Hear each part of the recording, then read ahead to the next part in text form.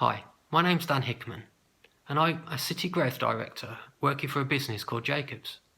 In this next section of Me PLC, Discovering Me, we want you to think about yourself and how others perceive you. We want to encourage you to bring your whole self to work so that you feel more comfortable in a working environment. Knowing how others perceive us plays a vital role in our own self-development. If we have a better understanding of ourselves, we're more likely to recognise these traits in others, and therefore be able to form better working relationships and hopefully better performing teams. How we are perceived by family, friends, teachers and through social media will all be very different. And through these different lenses, you should be able to form a good picture of yourself. Firstly, why is it important? Many businesses will talk about diversity and inclusion in the workplace and how important it is to prioritise these to be successful. This is to enable all employees to feel more comfortable in bringing their whole selves to work. So when businesses talk about an inclusion and diversity policy, this is actually what they mean. So let's first think about diversity and inclusion and what those terms mean. So diversity, I'd liken it to a pot of different coloured pencils or paintbrushes or colouring pens, and how they all look different and are used for different things. They all have their own qualities, but they're all for different uses. Similarly, we're all different. We have different backgrounds, we have different qualities and different skills, and that's what makes us who we are. So that is diversity.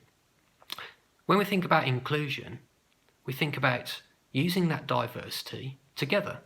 So an artist would use a different pen or paintbrush to create a different picture. And those pictures come to life when all of them are used in unison. And that's no different to a business.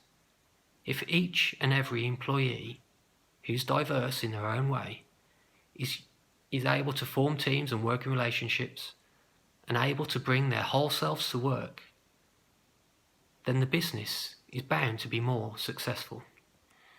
So, how do we complete the task at hand? In your workbooks, you should have a template split into 4 sections: family, friends, teacher/employer, and social media. What we want you to do is put yourselves in their shoes and then jot down 2 or 3 things that they would say about you.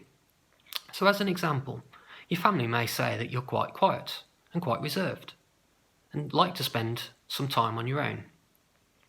Your friends may agree and say they like to spend time on their own. Yes, we often see them reading books, but actually on a one-to-one they are quite open and quite bubbly.